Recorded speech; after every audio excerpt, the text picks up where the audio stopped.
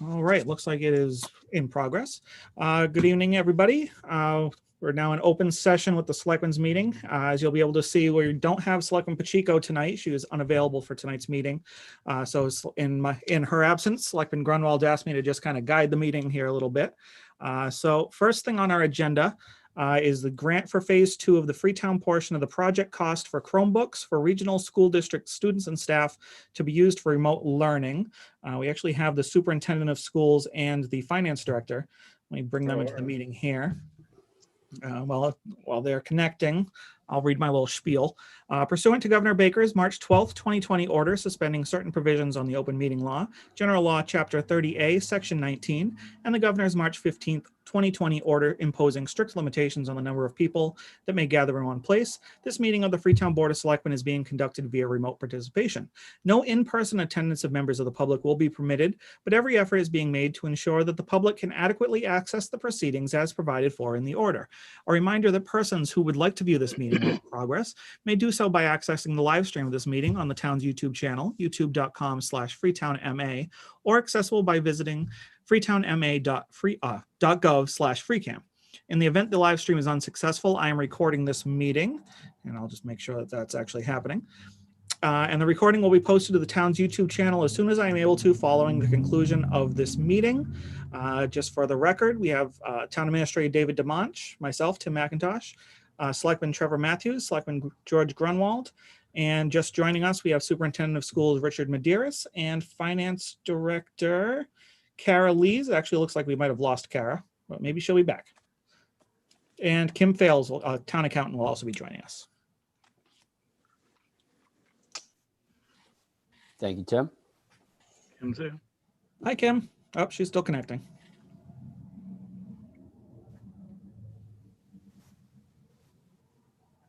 Hi, Kim. Hi, Tim. Hello. Hi, everyone. Hello, Kim. Kim. Hi. Rick, do you know if Kara's going to be joining us or? Yes, we're at different locations, so I expect her to join, but she There she is. probably will lead the conversation. If not, I can certainly address any issues. I think she's there coming she right is. now. There she is.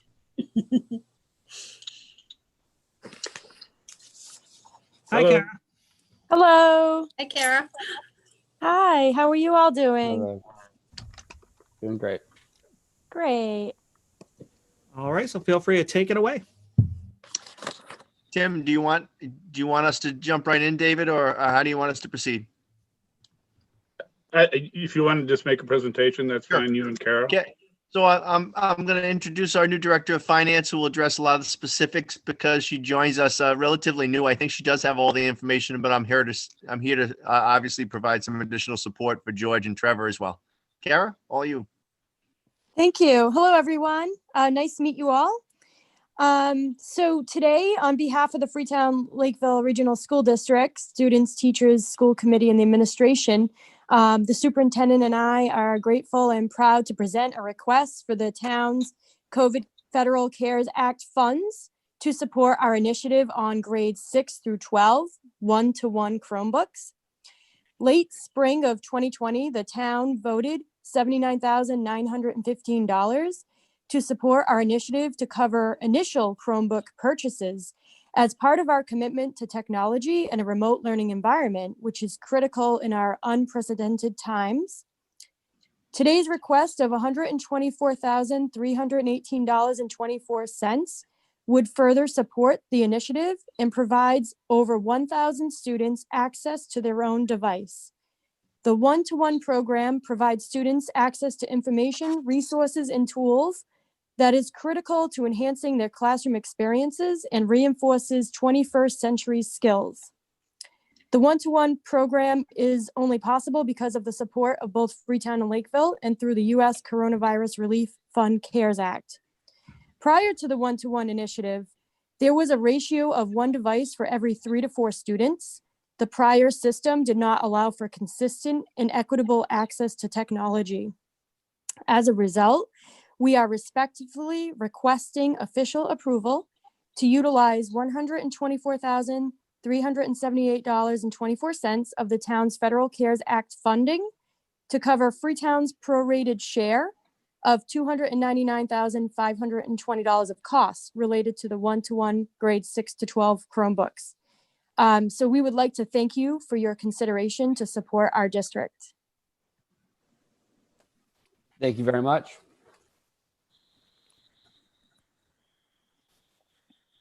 Kim, do you want to give us any insight or input? Sure. Welcome Kara to the district. I've had a nice opportunity to meet with Kara and learn a little bit about her background. And we've talked at some length about this second phase, if you will, of this project. It was sort of touched a little bit by Ashley prior to her leaving that, this was something that really needed to happen within the district, especially where they're doing the remote learning and probably will be for some time to come until COVID is under control.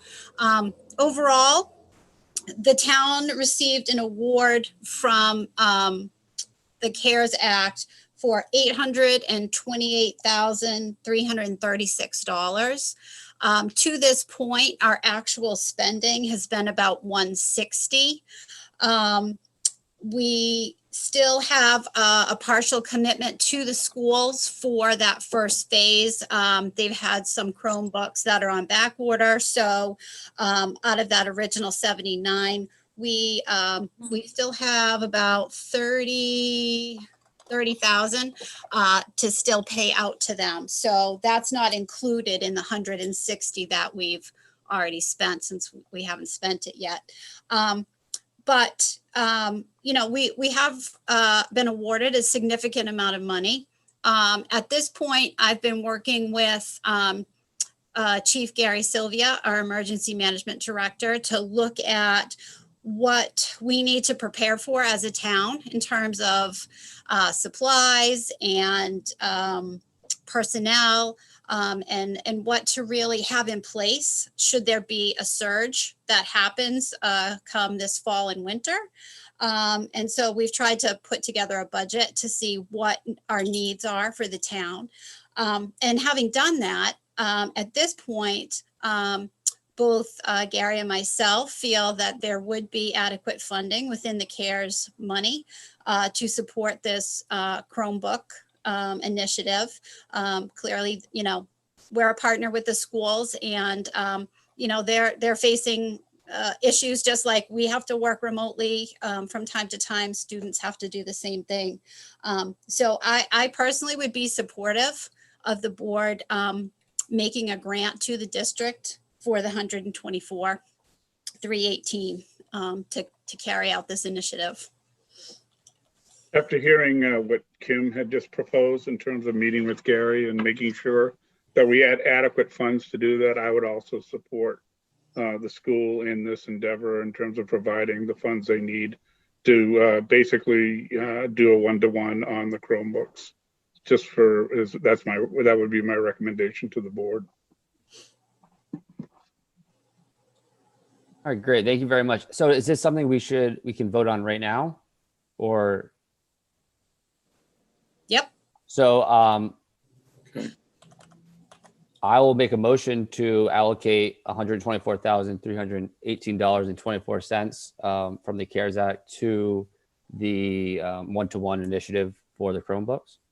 And I'll second that motion. all in favor? Aye. Aye. All right, Selectman Matthews Yes. and Selectman Grunwald. Yes. All right. So do you guys have anything further to discuss, Rick or Kara? At this stage of the process, I first of all want to thank, as Kara has shared, certainly on behalf of all of our students and staff, we will continue to obviously be in this hybrid remote world for some time and into the future, and appreciate the town of Freetown's continued support. David, Kim, George, Trevor, Lisa, and Tim, and you guys have been a phenomenal partner, continue to be, and we appreciate that. So I do know there's some other options, but they're not really attached to this agenda item. So I think that would probably be for a later date. So I don't have any questions unless George or Trevor have specific questions for the schools. Like I said, we truly appreciate everything you've done for us and continue to do for us. Absolutely. Very good. Thank you. Thank you Thank very you. much. Thank you, folks. Have a great night. All right, you as well. Take care. Thank you. All right, next on our agenda, we have improvements to the Sonnet Bandstand and further improvements to Fire Station Number 1. We have Mary Resendiz Brown, the chairman of the Historical Commission, joining us now. Hopefully we don't have any technical sports here. Hi, Mary. Hi, coming on. Okay. Hello. Hello. Mary, do you want me to go through it, or do you want to present? Doesn't matter. Can you hear me? Yes. Okay. I had talked to David about the fire station now on Elm Street. We were all part of a committee to update the fire station and raise the arch and put in new doors that would accommodate taller fire trucks. And Andy, I should almost call him my town architect, who has been so helpful in accommodating our requests. The fire station is in a strategic place in the historic district, and we had concerns about great big doors, really almost intimidating the whole style of the building. But we were able to raise the arches, use some of the old brick, and people can hardly even notice. The doors are very, very large, and they had to be to accommodate the size of the new trucks. And they are metal, and there are no windows, and that's kind of been a surprise to everyone, but they had to roll up on a cylinder because there was not enough room with the type of ceiling that we had.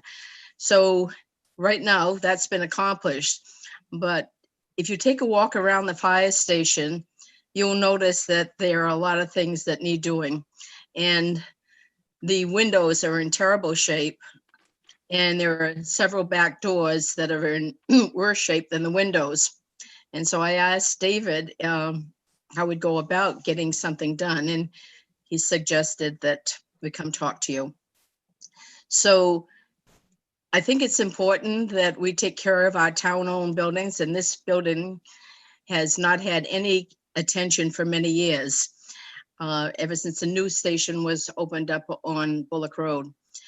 But it's a town-owned building. It's in a strategic place in the town, and I'd like to see you consider doing some of these repairs or funding some of the repairs. And if we don't have to do it all at once, but I'd like to see us take care of our buildings. I don't know, David, do you have anything? What I would suggest we do, and I've had some discussions with the fire chief, more so about the doors and the windows, Mary. I'm sorry I didn't mention that to the fire chief, but I think the doors, there's a door to the furnace room, as well as a side door that needs to be replaced. The original doors, they are the original doors.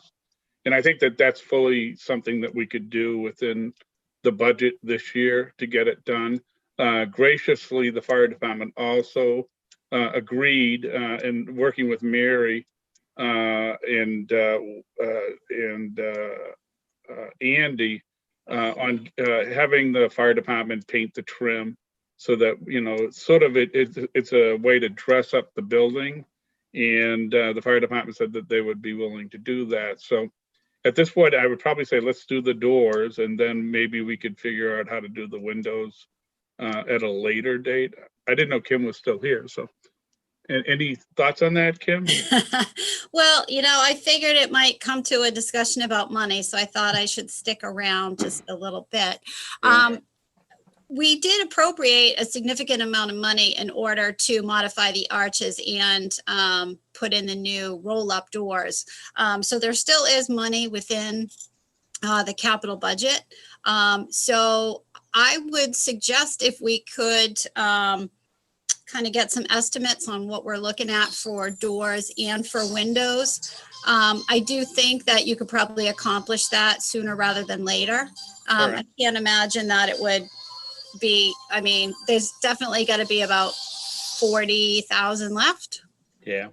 And that's a very conservative number because I don't have the final bill in from the doors. So I figured like $700 or $800 on each of the doors. The windows, like I said, I haven't taken a look at the building, so I haven't really been able. How many windows are there, Mary? Lots. Oh, There are yeah. lots. Okay. There are storm windows, so the windows are protected, but the windows, the inside windows are in bad shape. So if they were worked on, we can look at the price of replacement or having them repaired. There would still be protection, but they detract from the building. And as you go around the back of the building, you can see things need tacking up and things need a little help. But Right. this sounds wonderful, and I think it sounds very optimistic, and we certainly could work together and get going on this. I personally would like, if we're going to replace any of the windows, and I don't know how you feel about. In fact, I think we did talk about the doors. You'd probably, just given the historical nature of the building, maybe look at, for example, don't do a vinyl replacement window, but some kind of a wooden replacement window that would be double pane, that would be able to not have to have a storm over it. That would be Well, something. There are storm windows there now, so they were put on to protect the windows that are inside, and I would have to look at the condition closer. Yeah. But like I said, if we're gonna replace windows, I'd prefer to see wood versus vinyl. That would be my I don't know about the vinyl Yeah, I wouldn't want to do Yes. vinyl. in the historic, we can do the door like we did on the schoolhouse, which was fiberglass, but looks like wood. That's acceptable. And it's I in the would back. just want to keep the historical integrity of the building in place. So I think we can work together on it. All right, that sounds How good. about, So the doors are original from 1948. 40, yeah. yeah, it's around 1948. That's not too old. I think they've served their purpose. No, I think that they've had a good run. Might be time to update them. So that sounds totally reasonable to me. It's been What's the and the total windows. budget for this? We don't know yet, George. We're gonna price it out. Yeah, Well, but what have we there allocated? is- Sorry, go. Did Kim mention that we had allocated some funds for this already? As part of the original door project for the rolling doors, we Yeah, have money left over. What was the original allocation? the original allocation was 138,000. Okay. So we've come in well under budget for the work that's been done so far. So, I think it seems reasonable to put together a budget for the doors, the windows, the paint supplies, whatever else needs to be done, and just kind of make sure that it fits. But at this point, we definitely have at least 40,000 that could be used Yeah, to that's- upgrade that building. Great. All right, so I think Let's we do all it. agree on that. Now, additionally, there was some talk for the bandstand. Is that another conversation we're having tonight? Yes. Do you want me to cover that, or do you want to do that, Mary? What I can, I had originally worked with Mary about the bandstand, and once again, the historical nature of the bandstand and preserving that structure. It's come to my attention that a certain area of the floor, which I believe is a concrete floor, is now concave, and water is actually pooling on parts of the bandstand, and it's it's potentially a long-term hazard, as well as just making the bandstand potentially unusable Or dangerous, right? Is it? I'm sorry. Is it potentially dangerous? Like, I don't think it's dangerous. okay, I but just want to make sure. think- 'Cause I know I see kids playing on it sometimes, so I want to make sure. No, there's no danger to it, but we had Okay. talked about, all right, if we're gonna do that surface and resurface it, and we did actually explore doing that, why don't we also do additional work on the bandstand, including scraping it and painting it? And basically, the base of the bandstand is cinder block, and the cinder block is it's structurally sound, but it's probably in certain places going to need to be repointed.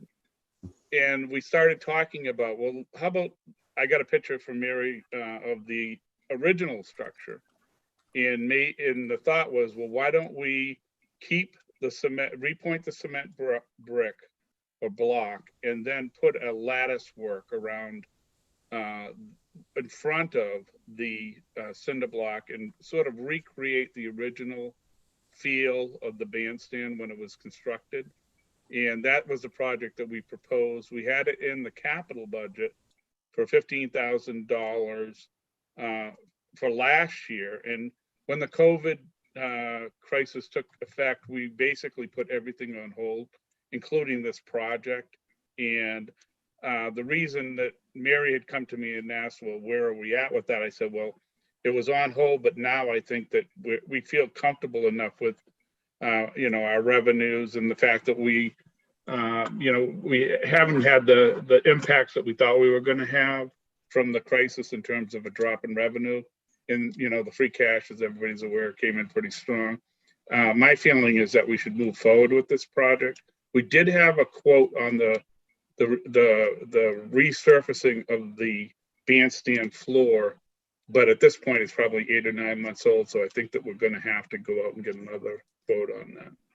So that's sort of a summation. I just was looking for the board to say, yes, let's move forward on this and let's get it going. I wonder if I could speak. The bandstand is used for, the Strawberry Festival every year in different events, and people like to congregate there. And some people have wedding pictures. They can, Boy Scouts have done projects as far as the fence was painted last year, and there was some planting. Some benches. And they also added some benches, and but it's too big a project for Boy Scouts, and I think it's the town's responsibility to make this safe. It does, because all the bottom is really a square and the top is, has sort of an octagon shape, and so the water hits some of the floor, and because it slopes to the center, it ends up with a puddle of mud that has to often be cleaned out. So David had a proposal to slope it out, and then it wouldn't have this problem. And people like to go there, and certainly Town Park is used a lot on Water Street, and people like to go and sit down by the river, and it is in the center of the historic district in Asona, and it'd be nice to take care of two buildings that the town owns, two structures in the center, while we're able to do it and not wait. This was a wooden floor when I was growing up, and there really was lattice, and I know some kids used to hide underneath it, and there were swings and so forth. But so it'd be nice to give it that look again. Yeah, I totally agree. So we just want to make sure that everybody's okay with that. And I don't think it needs a vote, but I just want to make sure that, it was presented and that everybody understands what we're trying to do and trying to get done. I don't know how much of it I'm going to be involved with, but at least, we can kick it off and at least get the quotes in before I leave, and we can, in terms of concrete, I don't know how much time we got before we're going to be able to safely do that. I know there's certain types of mixes you can use. You could put lime in the concrete, but I wouldn't advocate doing that in the wintertime or when the weather is cold. Mm-hmm. No, I think it's important that is like the heart of our town, of Asona right Yep. there. I think we got to do everything we can to make it, charming like it used to be. Yeah. So let's bring that back. Keep it going. Yeah. We don't need a motion for this. Is that what you said, David? I would, just to be on the safe side, let's do a vote on it, just to make sure everybody's in agreement that we're going to move forward with it. That way it's memorialized and we're okay with it. Do you want to make a motion, Trevor? Yeah, I'll make a motion to, I guess continue this process of I don't know how to even say this, but sorry, I can't hear you, David. But yeah, I'll make a motion to to continue the process of fixing the Asona bandstand as well as the doors and windows at the Asona fire station. Okay, should we put a dollar amount on this? I don't think we're there yet. No, okay. On the windows and All doors, right, no, so 15,000. I'll second your motion. All in favor? Aye, All right. Selectman Grunwald yes, and Selectman Matthews. Yes. All right. Thanks, Mary. Thank you, you. Mary. Thank you, David, for your support in this, especially. And all of you, and the selectmen too. Thank you. Thank you. Appreciate it. All right. So we actually have Chris Macera from Republic Services now. Do we want to jump to the Board of Health and then come back up to the top, or do we want to make him wait? That works. oh, let's do it now. Okay. All right. So I'll bring Mr. Macera into the meeting.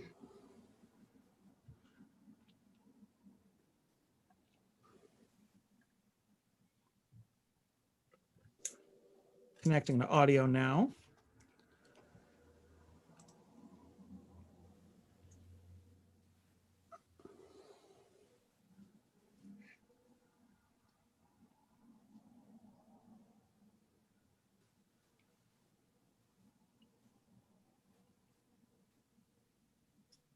Hi, Chris. Good evening. How are you? Not bad. How are you? Good. Sorry about the delay and me Oh, jumping no in. problem. It's a bit of a shock to just drop you in. All right. So the board has you in to discuss ongoing issues and that survey that we had sent out for about Republic. Correct. All right. Hi, Chris. Good evening. Hi, George. Yeah, could you bring us up to date as to what is going on and why we're getting these complaints and what you're doing about it? Yeah, sure. Well, first off, thanks to the board and the public for allowing me to come on and speak. So I think I have had a chance to review the survey, and albeit there's certainly some comments on there that we certainly need to improve on. But what I'd like to do is, if you can give me a couple of minutes, is I just kind of want to kind of walk through over the last maybe 6 months or 8 months, and particularly as it's related to COVID and what that impact looks like and how that's affecting not only the town of Freetown, but certainly the rest of the communities we service in the Commonwealth, and frankly, the rest of the communities we service in the country have had a very, very similar effect. So one of the things, and the big thing that we have seen as a waste collection company, matter of fact, all waste collection companies have seen, is a pretty significant, dramatic increase in volume at the curb.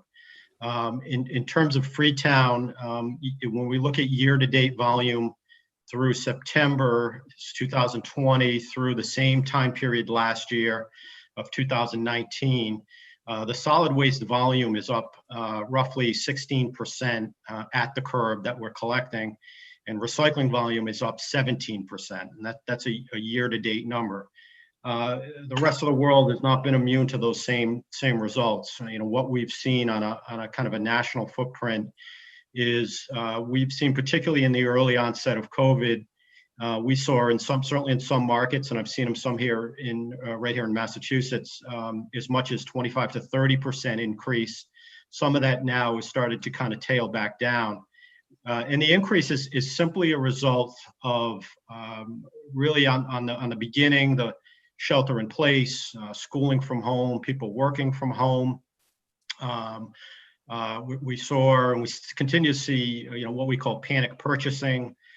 We've seen a pretty significant amount of people doing projects on their property, cleanouts of basements and garages. So this has resulted in a pretty significant volume at the curb.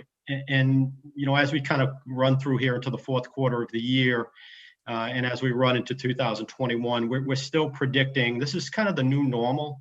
We anticipate seeing about a 10% volume increase. So, that's one of the things that we're certainly challenged with. We've got a lot of other things going on behind the scenes. Obviously we're an essential service. We've got a lot of frontline workers out there performing this. We've got a lot of sanitation efforts going on daily in our facilities, in our trucks to keep everybody safe. So in terms of Freetown, what has this done is one of the big challenges is when we started the contract in town, we use one truck, a co-collect truck, which has a divided body, which collects both the trash and recycling at a single pass, per unit.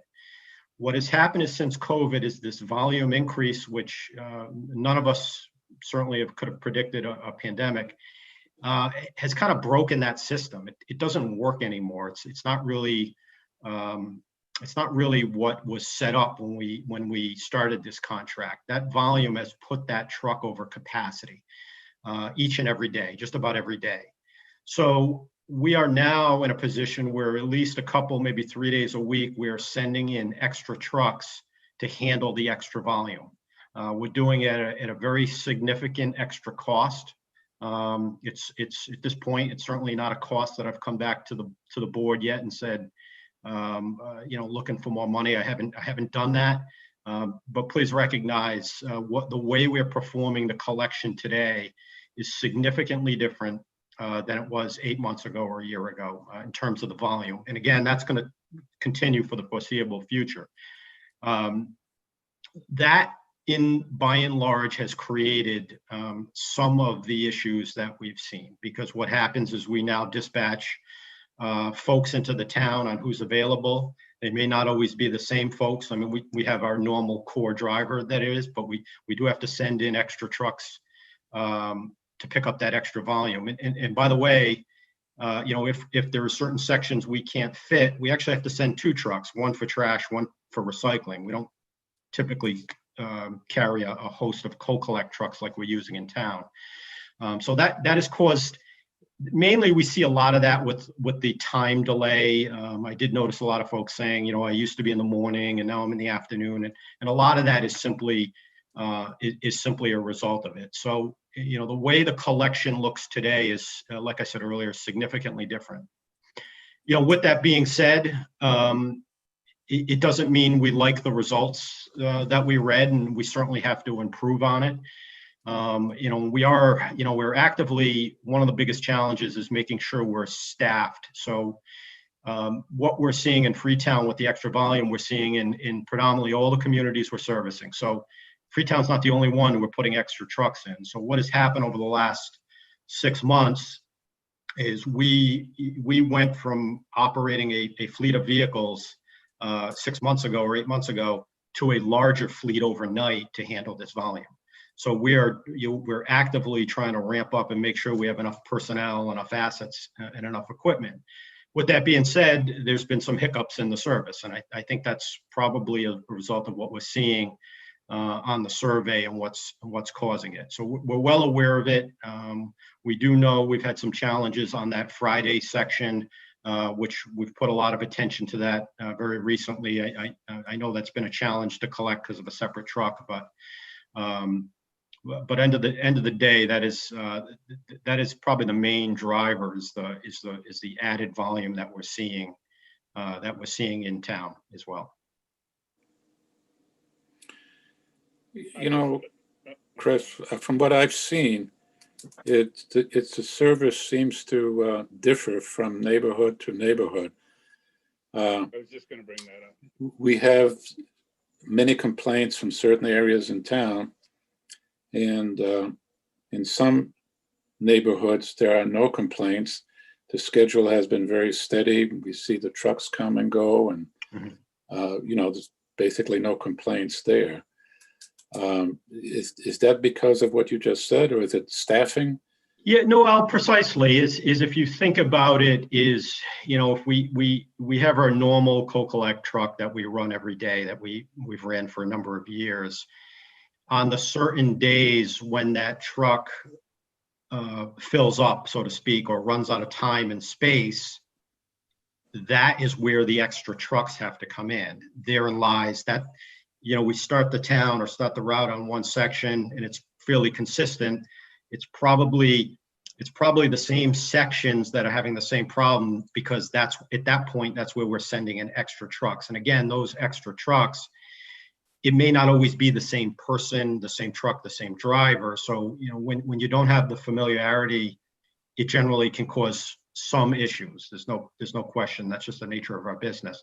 That's probably why the optics of it seem like, why is it always those sections? It's simply because the capacity earlier during the day is filling up, and it's causing us to put other people. It's just the timing of those routes and of the size and the volume.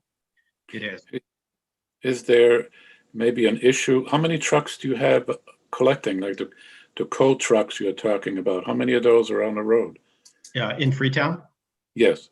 Well, again, you go back pre-COVID, it was one. That's all we ever needed. So we used to run one truck to pick up both the trash and recycling. Today, we run, not every day, but a couple to 3 days a week, we have to put in additional trucks. Those additional trucks aren't necessarily co-collect. So in other words, if we left a section of town with trash and recycling, and again, the co-collect would pick up both at the same time, we actually have to send in 2 trucks because we don't have a lot of spare co-collect trucks. It's kind of a unique collection.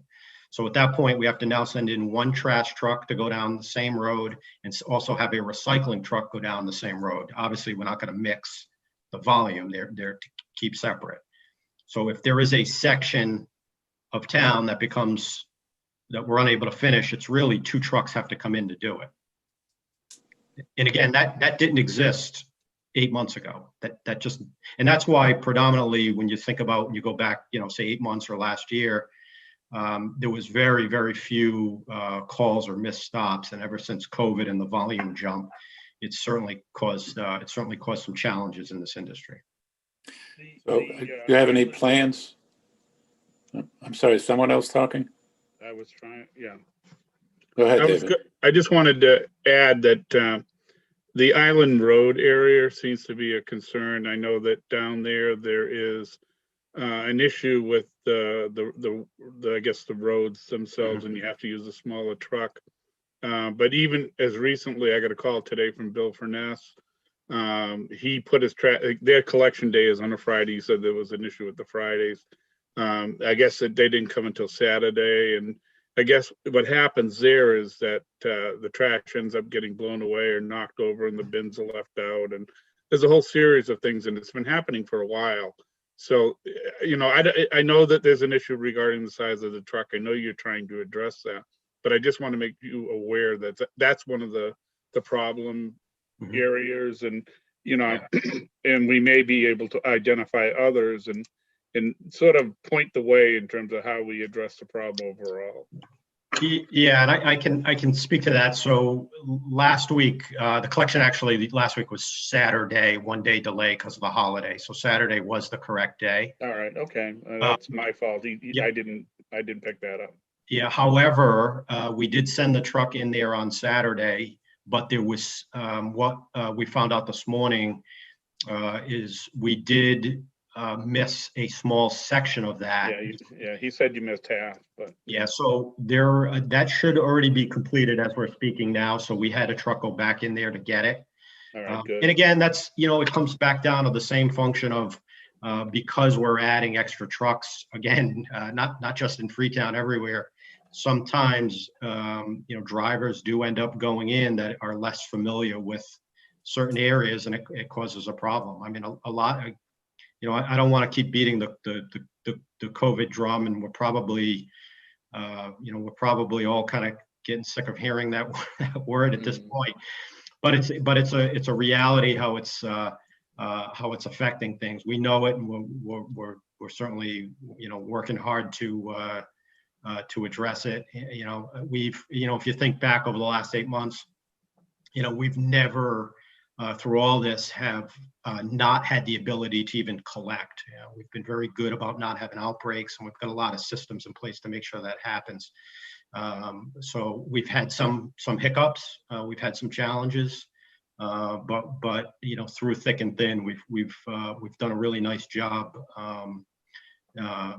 making sure that our collections are done, albeit we still think we got some work to do to improve on some of this, which we're working on. And it's not perfect yet, but I think I'm optimistic that as we see a little bit more level of normalcy in the world, as we kind of roll hopefully into this quarter into next year, some of these problems start to kind of normalize themselves, and volume gets down to a little bit more of a little bit more normal level. But time will tell. Is there anything specific that you can tell us that you're doing to eliminate some of these issues? Well, there's a couple. There's one issue that was raised on the survey, which it was raised a few times, and I think it was about the quality of the bags, which really probably is not us. But another one was the issue of stuff being blown around or spilled around, and I've certainly raised that, but as a concern, because we don't want to see that. But one of the challenges there, I think, is because we don't have a true automated collection in town. Most communities, not only here in Massachusetts, but we're seeing it nationally, will have switched over to a fully automated collection. That means there's a cart-based system, both for trash and recycling. The materials in the carts, they're at the curb, and we collect them. That by and large eliminates that problem. Freetown still has what we call an old traditional manual collection, and again, there's nothing wrong with it, but it does sometimes, it can cause a lot of those issues tend to go away when we switch over to an automated type system, and it's something maybe I encourage the town to look at in the future. So, what would be involved? What would be involved in switching to an automated system that you're mentioning? Well, the big thing would be the carts. So, there'd be a significant purchase on carts. So Freetown has what, 2,900 plus units in town. So, call it 3,000, and you need a cart for each, one for trash, one for recycling. So it's a 6,000 cart purchase. Pretty big investment if you do the math at about $50 a cart. However, they last well over 10 years, and companies like us, we can amortize them over a number of years to do it. That's the big thing, is getting the carts at the curb, and then you also have to have the equipment in the truck, that ability to dump those carts. So, for example, the truck we use today just doesn't do that. A coal collection truck isn't designed that way. You'd have to switch over to an automated truck, the ones you see out there with the arms on them that come out and grab and tip. And we've got plenty of examples in communities we service like that. And I can always, if it's something you ever wanted to look at, I'd gladly take you to one of those communities to see it as well. But that's really the undertaking to do it. And if we asked to do that, what would the process be, and what would the additional cost be, and exactly how would the process work? Well, the cost, I don't know, off the top of my head. It's something we'd have to model. We'd have to consider the cost of the carts, the length of the contract to amortize the capital expense, or if the town wanted to buy them outright, they could do that as well.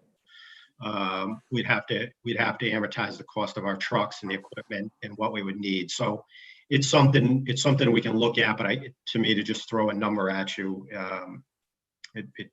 that wouldn't be fair to throw that off the top of my head. But you did say it was $60 per bin, and each home would need 2. Yeah, that's the cost just to buy a bin, just to buy a cart, is roughly around $50 per cart. So every unit would cost about $100 per household. But again, it's the carts last for many, many years, so it's kind of a one-time investment. Excuse me. And then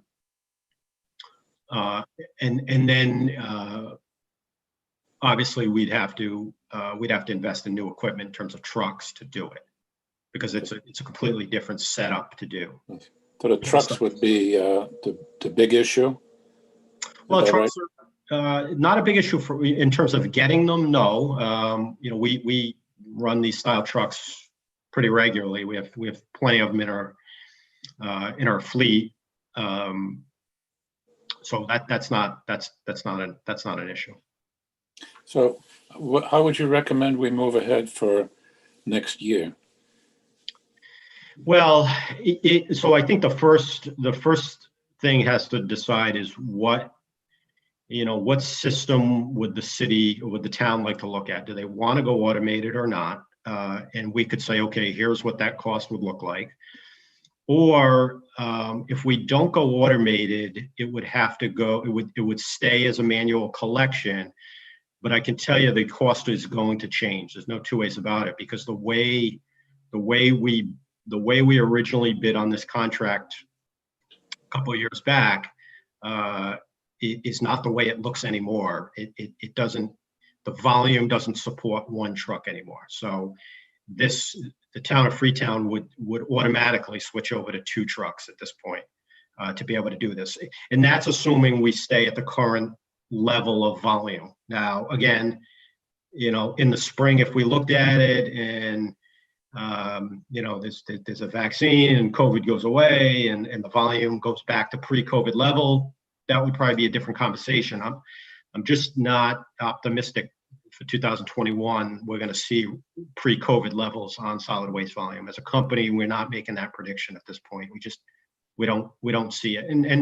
And frankly, we think, and certainly I think,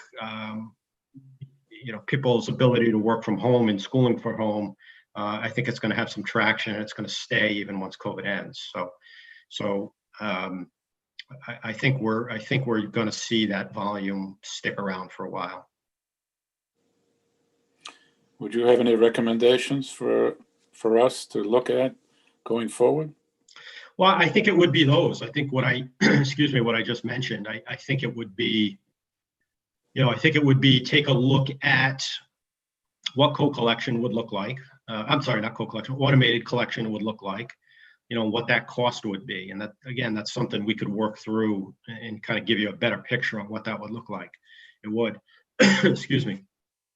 Or if we decide, again, like I said, to stay manual, we could also show you what that's going to look like based on the volume change. It's really going to be, the direction is really going to be decided on which avenue the town wants to go. Automation or stay to the manual collection, and that would really dictate which way the pricing would go. The automation upfront would cost more money in the shorter term, but over long term it would be better. And what I mean in the short term is, you got the capital expense of the carts. That's the initial purchase. So that's so in the first few years it may cost more, but ultimately, automated collection has been proven to be much safer from a workers' comp standpoint. Efficiency, it's much faster. So we factor all in those operating efficiencies when we look at this stuff. Yeah. Would you be able to just give us a ballpark figure of what the percentage of increase would be to go to automated? Nothing will hold you to. I honestly, there's a lot that goes into it. It wouldn't be fair to me to do without running our models on it. It really wouldn't be. I'd be lying to you if I just threw a number at you. Okay. But it would be substantial? To go automated, it would be. Yeah, it'd be fair to say. In the beginning, it would be, yes. Okay.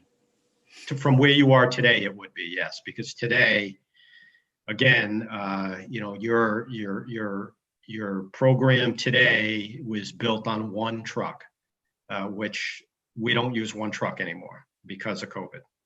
So that alone, even if you stood manual collection, there's going to be a change as well, because the volume is just put it over that threshold. Okay. Anybody else have any questions? I actually have a question.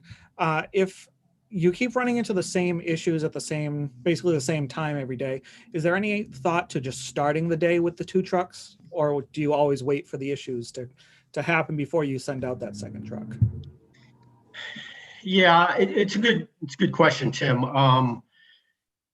We usually do not, because generally what happens is we bring trucks in from other routes that have completed, is usually what happens. So if we did it in the reverse, we'd theoretically be not picking up somebody else, send them in for a couple hours into Freetown, and then get on the other one. It probably caused some problems on the other end. So it's usually we kind of pull once some of those collections in other communities are done, they dump, and then they come in and help. Fair question. That's also some of that is also hinged on the ability to us to have enough drivers to do that. We've got a lot of recs open of hiring drivers. We're trying to hire as many as we can. Again, COVID, particularly early on in COVID, put a pretty big slowdown on the ability to hire people. I mean, if you remember early on, people wouldn't even leave their house, let alone come for an interview. And so our ability to hire early on for about 3 months really slowed down. That put anybody in the trucking industry in a pretty big, kind of put everybody behind a little bit, because in our industry, particularly, I think anybody in the trucking industry, I don't think we ever really stop hiring drivers. It's just the nature of it. So we see that improving slightly, albeit it's still slow out there, but we're still, we're actively hiring more people as we go through this.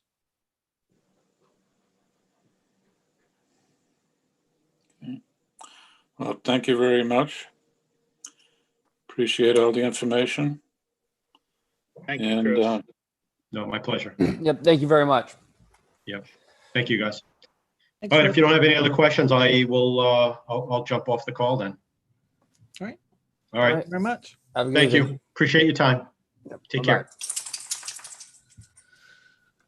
All right. Tim. Yep. Could you send me his contact information? Yep, I can do that. Okay. All right, so I'll jump back up to the top of the agenda. We have a utility license with Verizon New England Incorporated regarding pole 70/9PB at the new police station. I know that this is because of a pole that was, I don't know if it was existing or recently installed, but it's right in the middle of the driveway. So if anyone were to pull into the parking lot at the police station, they will be hitting a telephone pole. So we need to approve this so that they can move that. And so that does not happen. Actually, we were hoping to be able to get the pole removed earlier. Today was the day that they actually did the paving. So now we have I talked to the chief this afternoon about it, and we have an area that we're going to basically have to fit into, like there's going to be a small area that they didn't pave that we're going to have to try to match up to the existing paving. So That's it's too bad. unfortunate that it went on this long, that the pole is right smack in the middle of the entryway. I mean, you go right or left, you don't go in the center, basically. So by signing this, we'll get the go ahead to take that pole out and actually patch the area that we couldn't pave today, basically. All right. Make a motion to accept that. Second. All in favor? Aye. Aye. Selectman Grunwald Yes. and Selectman Matthews. Yes. All right. So next up, we have change order number 3 for Pomeroy Associates LLC for continued owner's project management services for the new police station. This change order is required because of basically COVID making the process last so much longer than it should have been. How much is the 32,000. 32,000? Yeah. All right. Motion to accept that. Motion granted. Sorry. Second. My All bad. in favor? Aye. Aye. Selectman Grunwald Yes. and Selectman Matthews. Yes. All right. So next up, we have the spending plan for the elections grant received from the Center for Tech and Civic Life. The town clerk received a $5,000 grant for these election services, not services, for enhancements to elections for security and whatnot. And she wrote up a little memo saying exactly what she wants to kind of spend the money on, focus on, to use the funding for. So the board just needs to approve that spending plan. Okay. Motion to accept this. Second. All in favor? Aye. Aye. Selectman Grunwald Yes. and Selectman Matthews. Yes. All right, so next up, we have awarding of the bid and approve the contract for the cleaning services for the new police station. David? Okay, that's me. Hold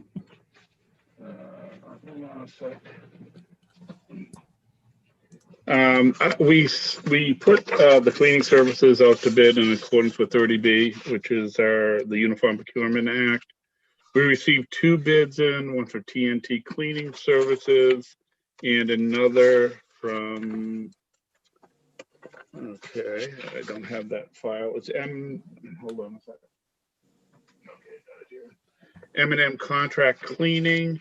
The low bid was $22,360 a year in the amount of $1,863 per month. It was based upon a specification that we had developed, the chief and I, regarding what we expected of the vendor, as well in terms of the cleaning services, identifying specifically what we wanted to clean and how it was going to be cleaned, as well as the selection of personnel that will actually be going into the police station in terms of query checks and things like that. M&M Contract Cleaning was low bid, as I said, $22,360. I spoke to the chief today. We talked about it, and he and I both would recommend that we make the bid award to M&M Contract Cleaning. David, what do we get for this $22,000? How many hours a week, or what is the? I don't have the actual proposal in front of, I don't know if we specified, I believe that we specified it was 19 hours, but I can check on that and get back to you. But I don't have that in front of me. And is it a 1-year contract? It would be a 1-year contract. And then, it actually won't actually take effect until we're actually in the building. So we're not going to be paying for it in advance. We had talked about incorporating, right now, our town hall custodian also takes care of the council on aging, the existing police station, the libraries, and all of that. It was determined, because of the size of the building, the new police station building, that wasn't practical to assume that person would be able to do the cleaning in addition to, you could put all of the town buildings in the police station at this point. And we just don't have that capacity. Yeah. And so we made a decision to go out to bid for it, and this is the bid that we are recommending. Sounds good to me. Now, one just random kind of question. So, like, I'm assuming this is a pretty big company, and yeah, actually, what we required was that the company submit 3 references of buildings, commercial buildings that they currently take care of that are over 15,000 square feet. Yeah. So, we wanted, a company that has done that kind of work. The vendor that was a successful bidder, he's actually doing town halls and other town buildings in a number of other communities. So, all right, perfect. That's awesome. That's a good idea. Oh, that's a good idea. Okay. All right. Right. And did you guys vote on that, or not yet? Okay. No. I think you mentioned it already, but what is the term of the contract again? It'll be 1 year. We'll do a 1 year and review it at the end of the year. Okay. And just for the record, this $22,000 a year, that is a new expense, right? It's already in the budget. Everything's in the budget. It's a new expense. It is. Okay. Yeah. The beauty of that is that because they're a contractor versus a town employee in doing it, we don't have to pay the insurance costs, the FICA, the FUTA, all of the associated costs with health insurance and things like that. So there is an upside to the whole thing too. Yeah, yeah. But it's still another body. It's a new expense. It is a new expense, yes. Yeah. Okay. All right. Is there anything else you need to know about this? Nope. Okay. All right. So if you want to make a motion. Are you going to make the motion? Sorry. Yeah, go ahead. Do you want to make a motion? Sure. I was asking you. I'm sorry. I just don't know, since you're the chair, if you're supposed to make the motion on these items, The chair generally has to step down to make the motion. Oh, okay. So you learn something every day. Okay. All right. I'll make a motion to accept this contract. Second. All in favor? Aye. Aye. Selectman Grunwald Yes. and Selectman Matthews. Yes. All right. So next up, we have the amended COVID-19 travel policy for employees. I think we're still waiting on this one, aren't we? Yes, Yes, we're not going to be able to do anything on that this evening. All right. So after that is the American Host Community Agreement requirements. They had some questions about, or there were some questions about, how they're going to go about paying the town in accordance with the host community agreement. I think David's been working on that one. Yes, I've been in contact with Tim Keogh, who is the owner of the company that has built the American building. The original proposal was a larger proposal than what has happened up to this point, and I'm sure a lot of that has to do with the fact that the marketplace and the current place that we're in. I did bring it to his attention that we had a host community agreement. He was aware of that. The important piece of this is that he got approval or occupancy in September. However, because of the permitting by the state, they actually didn't begin operations until February. And the contract, the agreement stipulates that they got to start paying within 6 months of the opening of the building. I think that he has made a proposal, and I think it's fair given the current situation in the marketplace and the fact that they're a business that hopefully plans to expand, and they actually do make a substantial personal property tax payment. That he's recommending that they pay an initial payment of $2,956, which goes through August, and then they'll start making a quarterly payment every quarter of $7,709 in the amount of $30,836. That's based on square footage. So obviously the size of the building is 30,836. Hopefully in the future they'll expand like the original proposal as time goes on. And I think that as a new business in the community, I think it's important that we support them. And even though it might, result in a little bit of a, not a loss, but just help them to get through these troubled times like everybody else. Yeah, I agree. I mean, I don't want to be short-sighted on this. Like long term, I see them as being a good company for the future of this town. I wouldn't want to. Yeah, And they, like I said, they're agreeable to a quarterly payment. What I would recommend to Tim is that we put it on the tickle file. So every 3 months we can send a bill out to them or give them a call and say, hey, the payment is due, so we don't forget about it. Do you want to make a motion, Trevor? Well, do we have to make a motion on this? Or Yeah, I think it would be helpful just to say, we'll accept an initial payment of $2,956, and that they will be billed every quarter in the amount of $7,709 until they expand operations in the amount in the agreement goes up. Actually not sure that they actually get billed. I think Well, I was, I just don't want it to fall between the cracks. I don't want, whoever's coming in, they're not going to be aware of this. And this will be a little, like I said, if we put it in the tickler file, it'll come up and they'll say, go into you, Tim, and say, what is this about? And you can say, all right, well, I just want to make sure that we're getting the payments on a consistent basis and we don't allow ourselves to fall behind on it and then, say, all right, you owe us 30 grand. Right. All right. So can I make a motion here? Just to clarify, I'm still confused. Yep, go for it. So I'll make a motion to go forward with the agreement that David and American has come to. That's my motion. All right, second the motion.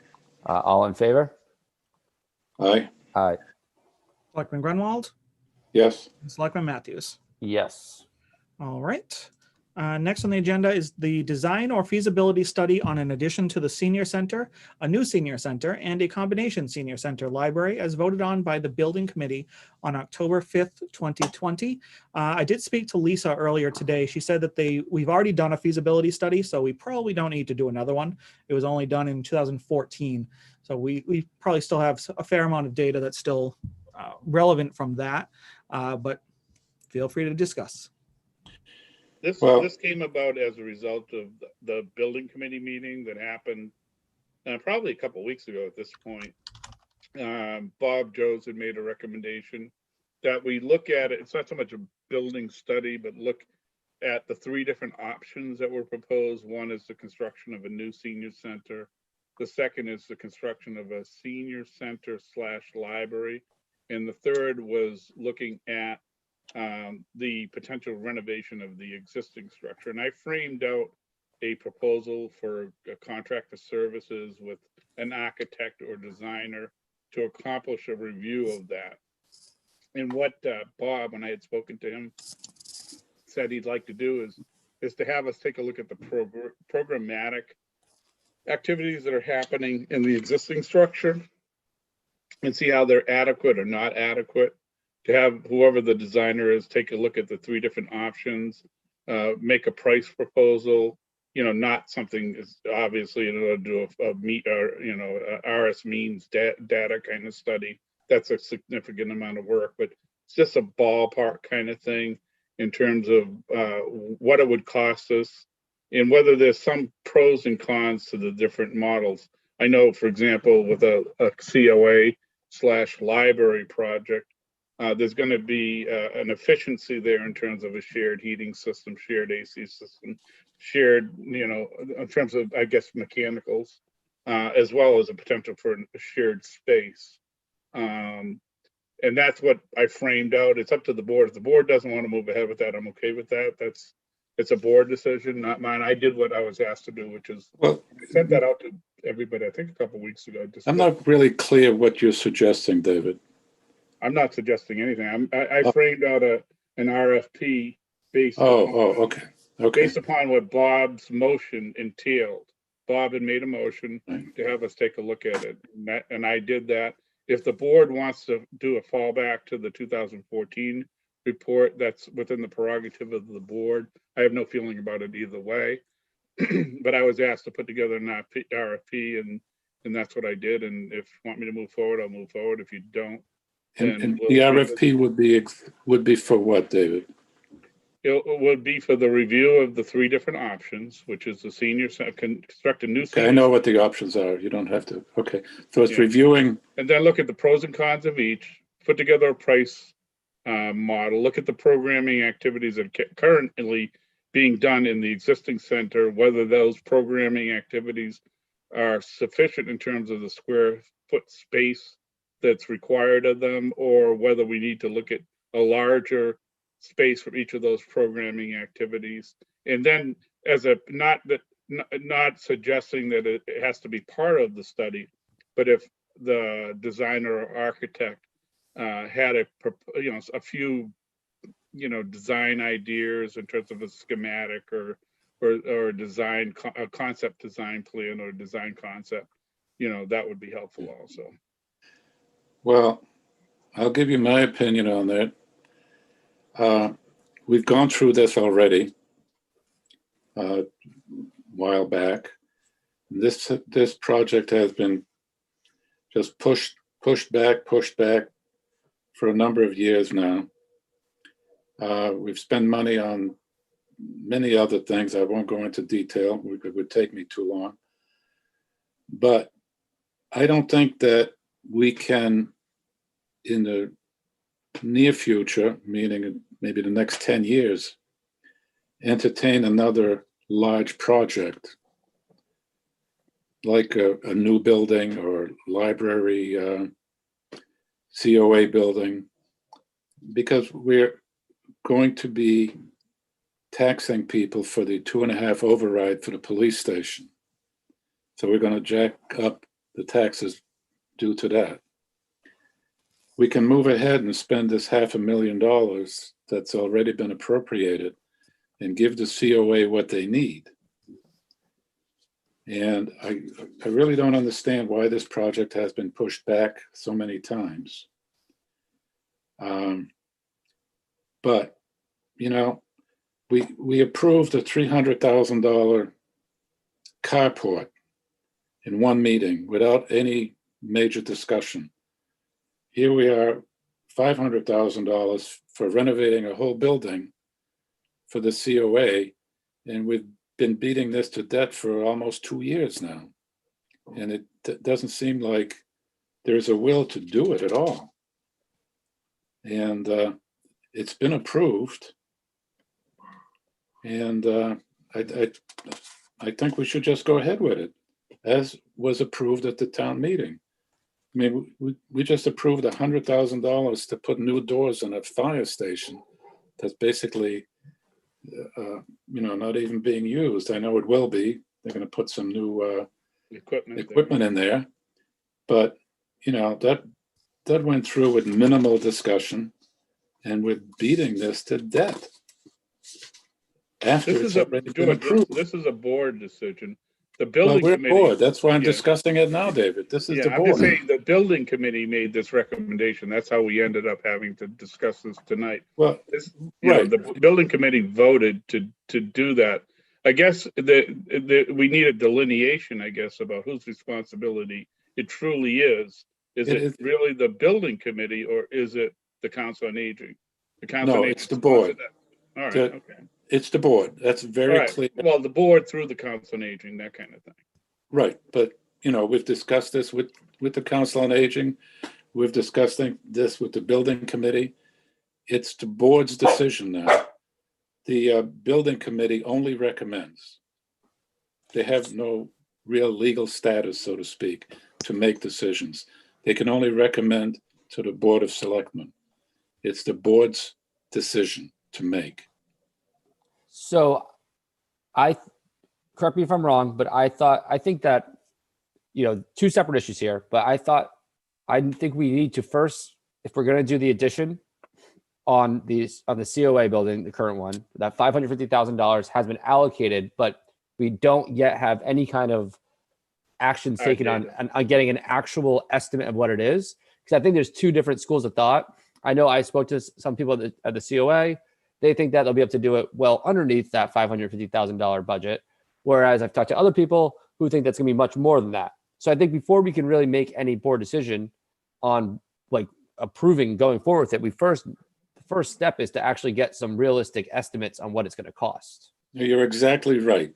Absolutely correct. So what do we do to do that? You know what I mean? We make a motion that we bring in an architectural firm to review this and give us an estimate. There will be a cost to it, but it'll be relatively small compared to the whole project. And then I agree with you. I think that we should do that. Now, is that procedurally? So if that cost, will that be under $10,000? Yes. I know that there's a different kind of course of action that needs to take place depending on how much it costs. Design services, depending upon if it's I'd have to take a look at that because that may be exempt under 30B, but if it is over 10,000, which is why the original proposal that was voted on by the building committee in terms of the three different options was put together as a written purchase description. Because between $10,000 and $50,000, all you have to do is send it out to three companies. You can do it in an afternoon. You don't have to advertise. You don't have to go through a formal bidding, and they submit back to you the paperwork that you require to meet the criteria in the written description. So even if it's over $10,000, it's still an easy thing to address. The other thing that Kim and I had talked about today was about there are some monies left over from a 2014 study, which may be the original study, in the amount of $5,794. So we have a funding source also, in addition to the town administrator's engineering account, which is probably where we would have taken the money to begin with. Okay. Trevor, do you want to make a motion that we move ahead with this? Yeah, I'll second that motion. Are you making a motion there? Am I seconding it? Okay, I'll make the motion, whichever. Yeah. Okay. All right. I made the motion. Second. All in favor? Aye. Aye. Tim, could you clarify what the motion is? I would assume that the motion, what we're voting on, is basically what you said before, George. We need to bring in an architectural firm to review these and give an estimate. Yes. Okay. On the renovations? Yes. Okay. No, I'm not doing the other two options at this point. Now, Right. it's technically an addition, not a renovation, right? I want to make sure. No, Well, Oh, yeah, actually, it's an addition. Okay, yeah. it's a little bit of both, Trevor, because they're going to do a little renovation on the bottom floor, and it'll be an addition and renovation, if you will, I think to be one of the perfectly things accurate. I'm sorry. One of the things I think that people are concerned about, and this is like Trevor, I've heard different things from different people. But the people who don't think it's enough money, their concern is that the 550, because of the Architectural Barriers Board, that when you agree to renovate a certain percentage of a project, that kicks in all of the requirements under the ABB, the Architectural Barriers Board. And Well, we'll get all that, David. What's that? We'll get that with the architectural appraisal of this project. Yeah, I think, but the concern is, one of the concerns I heard is about the elevator. Yeah, I've heard that a couple of times myself. Yeah. And You know, so, it may be an issue. yeah, and then just on the same topic. So wait, are we done with that motion? Have we voted on it? I have a couple other things I want to talk about on this. All right, Tim, are we okay with the motion? Let's just do a roll call just to be sure. Like, so I honestly don't remember. Selectman Grunwald Yes. and Selectman Matthews. Yes. All right, perfect. So one thing I do think that having this addition and putting there will, save us, kind of buy us time for the ultimate goal, which is the library and COA combo building, right? I think that both those things need to happen. But one thing I want us to think about is what's going to happen with this building, the current COA building, after they move into this future state library COA, right? Because I think that realistically that could be 6 years, 7 years down the road if we started it now. It could take a while. We have to find the land. There's so much that has to go into it. So that's just something I want us to kind of put that thought out there and make sure that we consider that. And I think there's definitely need for kind of overflow office space, or different types of things. Like maybe it could still be used for, like right now we're doing early voting there, and like little things of that nature, flu shot, I don't know, all kinds of different general stuff. So I just want to make sure that in the townspeople, in the voters know that we're not just going to put 500. That's Larry, very vocal. So we're not just going to put money, $550,000 into a building and then build a new building very soon. I just want everyone to realize that that's not going to be the end. Well, totally agree, but it'll be 10 years before we look at that. And the current COA building with renovations could be used for many things. And we still have the old police station that is going to have to be addressed. What are we going to do with that? So there's a number of issues that we'll be looking at down the road. What you would normally do is you'd have a David, I can't really hear you, David. We can't hear you when you're far away from the computer. All right, I got to move up to the screen. I hate to see my head in the middle of the screen, but anyway. One of the things you'd probably want to do is have the building committee or the board appoint a building reuse committee and pull together some people and see whether that building is even really usable. And for any other use, it may be just usable for a cold storage space where we can store files and things like that. And if it's not that, then it could potentially be the site, knocked down and be the site for the future Council on Aging / library. Yeah. David, maybe what we can do is whoever is going to do the architectural assessment of the renovation, they could look at the police station and kind of roll that into one package. We could do that. Yeah. All right. Hold on a second. Let me make a note on that. All right. That sound reasonable to you, Trevor? Yeah. I think, I don't think we have to, vote on anything or kind of get that ball rolling today. I think first step is just to get some hard numbers on this, which I think we've achieved tonight and then we'll take this one step at a time and kind of see where we end up. Yeah, we need some data. Yeah. Okay. All right. Right. So Tim, we're all set with the motion? You are all set. Okay. Good. And David, moving forward, how do we have companies that we're going to have a bid, or are we just going to give that to somebody?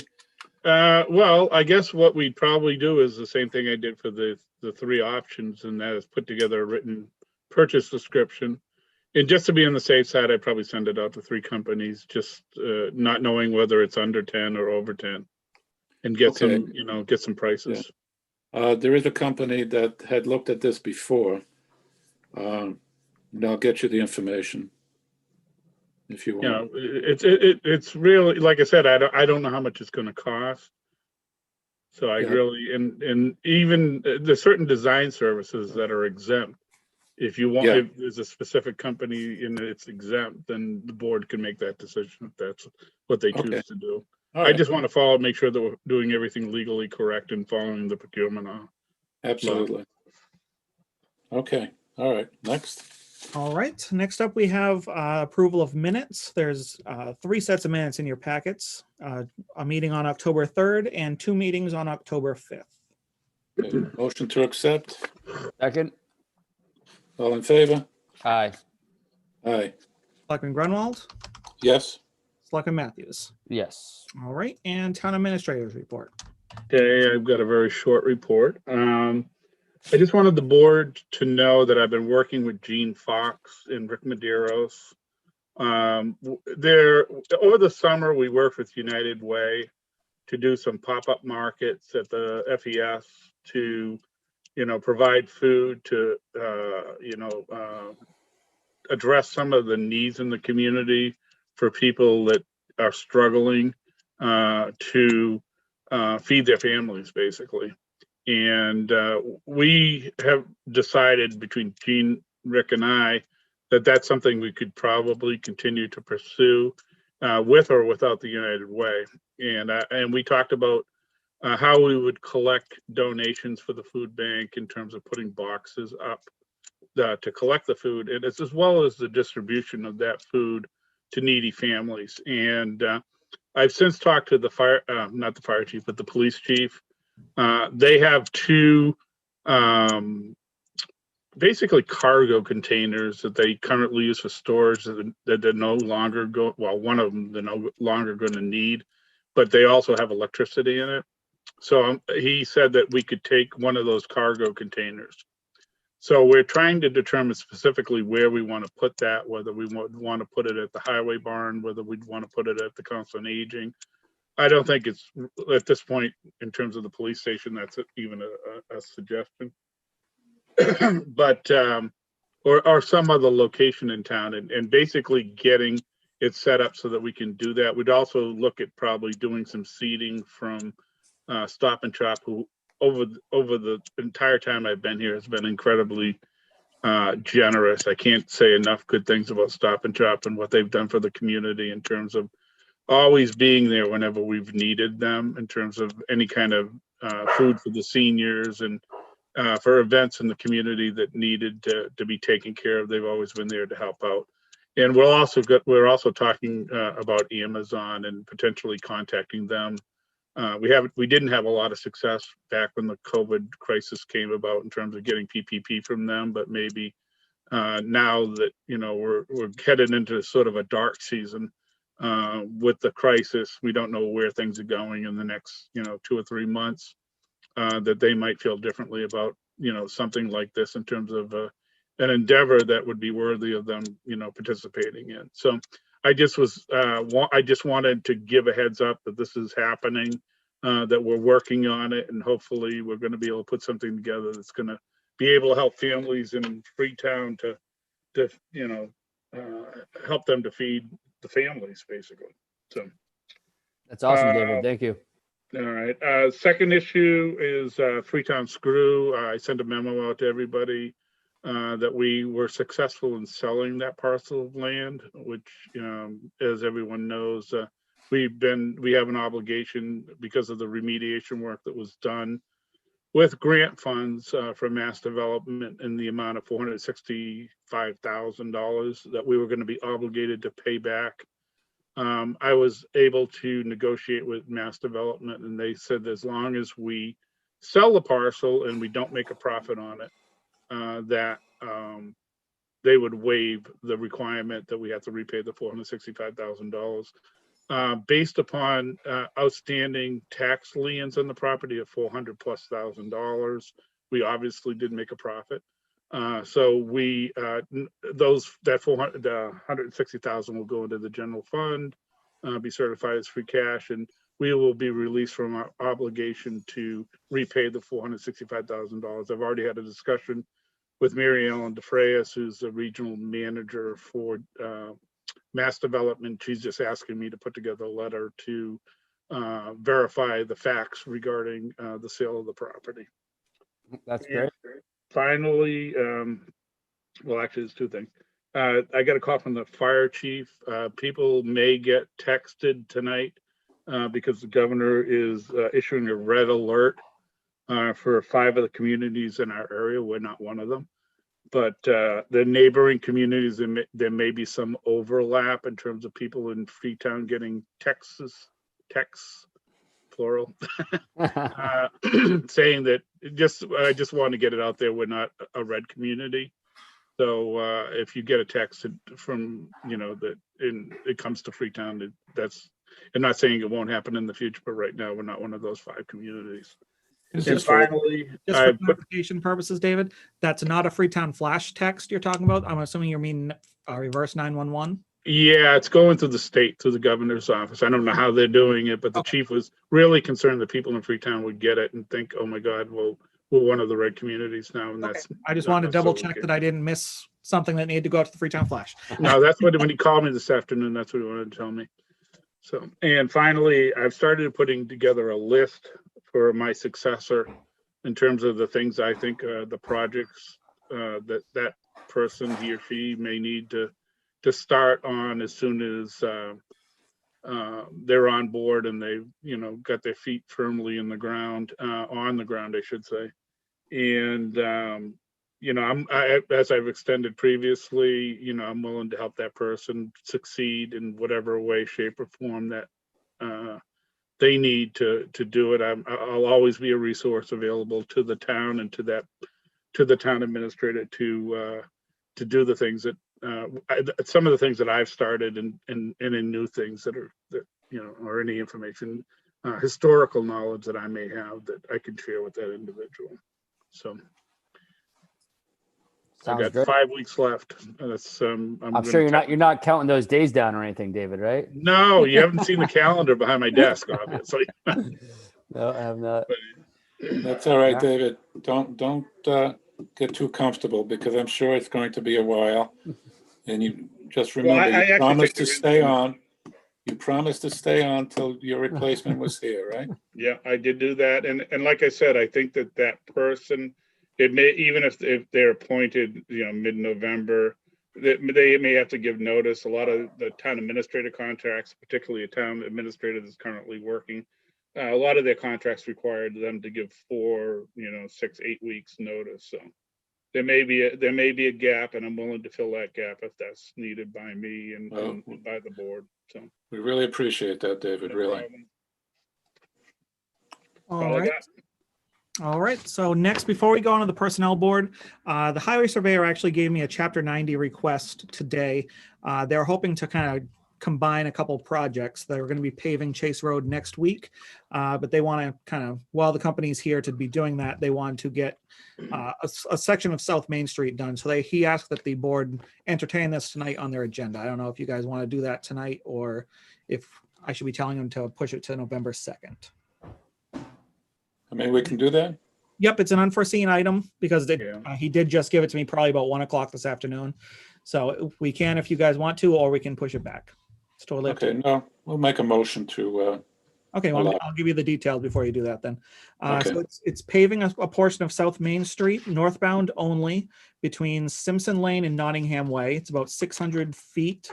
The estimated cost for the Chapter 90 request is $11,951.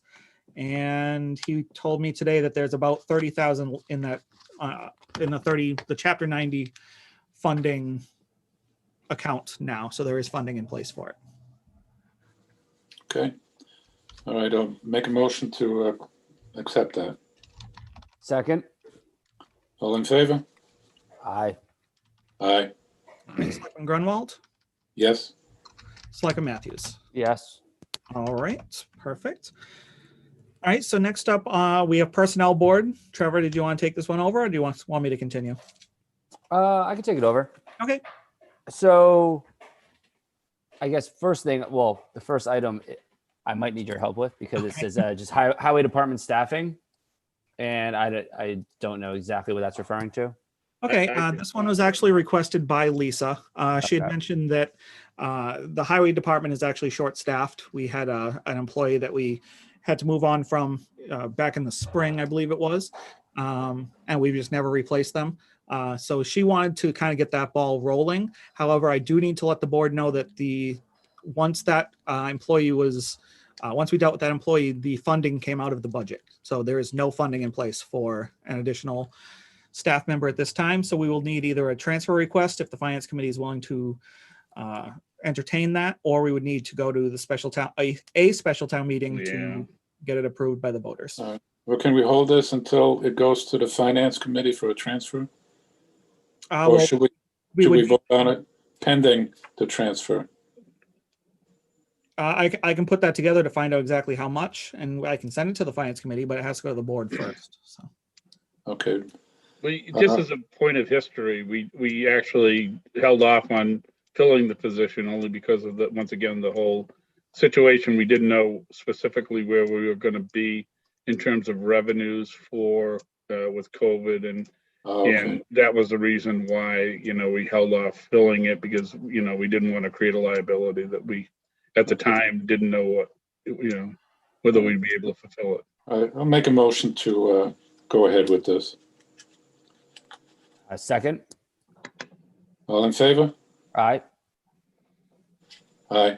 Right. Selectman Grunwald Yes. and Selectman Matthews. Yes. All right. All right. So now we have a few appointments. So first up is we have the senior clerk position, which David, Tim, myself, we interviewed a bunch of candidates. We had a lot of good interviews, and everything went really well. We all agreed on coming down on Luanne Souza. Looking forward to her starting it with the town. She's awesome candidate. So I guess I will make a motion for the appointment of Luanne Souza as senior clerk effective October 19th, 2020. That motion actually has to be made by George. Oh, sorry. Sorry. Motion made. Do I have to second this motion? Yep, you can second. All right, sorry, second. Generally, as a policy, the chair doesn't make motions unless they step down as chair, and then they can make the motion. Okay. So Right, you just got to call the motion. George I'll does. make the motion. Yeah, I Trevor, think you would call the motion. You would call the Oh, motion. sorry. All in favor? Aye. Aye. Right, Selectman Grunwald Yes. and Selectman Matthews. Yes. I mean, usually I'm bad at this, but without Lisa here, I'm really getting screwed up. Trevor, Yes, can we go through all the appointments and then have one vote on all of them? that's fine with me. Save a little time. So yeah. So is it okay that there's multiple different items That's here? fine. All right. So I will so sorry guys. The first appointment we have is approval of change in status for C. Nils McKay as recordings clerk for the zoning board of appeals effective October 19th, 2020. Next, we have appointment of Steve Terciera. Am I saying that? Sure. And Lola Furtado as election workers effective October 19th, 2020. And finally, we have appointments of John Remedis, Abby Michaels, Jay Michaels, Mike McHugh, and Nicole Devignan to the Freetown Cultural Council effective October 19th, 2020. Motion to accept? Second. All in favor? Aye. Aye. Selectman Grunwald Yes. and Selectman Matthews. Yes. And could I also just get a separate motion to approve the change of status forms for Nils McKay and Luanne Souza? Motion made? Second. All in favor? Aye, Aye. All right, Selectman Grunwald yes, and Selectman Matthews. Yes. All right, so next, we just have old business. We do have a couple things on there. The vocational educational options, we're going to have a joint meeting with the Selectmen, the Old Colony School Committee, and the Education Exploratory Committee. That's going to be next Tuesday, October 27th. That's going to be at Old Colony. The phone system upgrades, the town hall is complete finally. Woo. Actually, they just gave me the rights to do the admin, so I've been making a little bit of tinkering here and there. Hopefully, we'll be setting up the Council on Aging, Fire Department, and Highway Department next. Highway Department phone's actually out right now, but we're working on that one. And then finally, cable negotiations. Next meeting of the Cable Advisory Committee is scheduled for the 21st, which is Wednesday. Yep. So hopefully that's in progress. It's not listed on your agenda, but we'll also have the first round of interviews for the town administrator, the preliminary screening committee. That's going to be also on Wednesday and on Thursday as well. But that and is, who's interviewing that? that's the preliminary screening committee. Okay, so that's not us. Nope, not the selectmen. That was just an Okay. FYI. They'll bring the list to you. Yep, we'll be forwarding some finalists to the board, and Okay, we'll have to schedule interviews from there. okay, and just to bring you up to date, we're still working on the transfer station cameras. We need to get a Comcast in there to get the Wi-Fi working correctly. And I did want to discuss the town meeting signs. We had talked about 4x8 signs that would have basically been wooden sign, but I think I would like to look into electronic signs that would be easier to change the information as things went along, and they might be easier to read, and in the long run may be less expensive than having to repaint a couple of plywood sheets. So I don't know, David, do you know where we can get information on these electronic signs? I've actually begun, it's been an hour or so last week, just Googling it, and there's a whole bunch of options. They're not going to be cheap, as I talked to you today about. They're probably Yeah. 3,500 to $5,000. Hmm. And we want something that can hopefully, fit into the character of the community kind of thing, so that That's going to be if tough. you're putting it on the bandstand, that it's No. not, we don't want a Christmas light sign kind of thing. Yeah, But and the same thing on the Rotary. I don't even know if we have power on the Rotary, which is another question. well, isn't there a bank on the Rotary over there somewhere? Yeah, I Yes. don't know. They have a And I sign. had spoken to them a couple of years ago, and they were more than willing to work with us for That'd be signage. awesome. Yeah. And I think if we asked them to put it in front of the bank and supply electricity, that they would be more than happy to work with us. I think There they you already. I think they already. They have a electronic sign, don't they?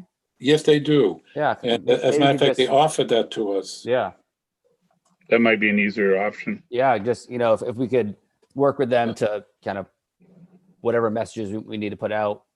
Okay, something Yeah, like that. the biggest issue with the current signs that we have is they're so small that we can put one event at a time on it. Right. Versus, we often have to choose which event to put on, only because we have to allot time on the sign so that people can, use the sign. So if it was something that allowed us to put multiple messages on the sign, that'd be helpful. Yeah. To that extent, for example, for the annual and special town meeting this past year, we had to put the annual town election on until the 16th of June. And then on the 17th, we could switch it over to say the annual town meeting was the following Saturday. So we were only able to advertise that on the signs for 4 days. okay. All right, so I'll call the bank again and see if they're still willing to work with us. And David, get us the information on the signs that you Yeah, I started? can have it for the next meeting. Okay. All right.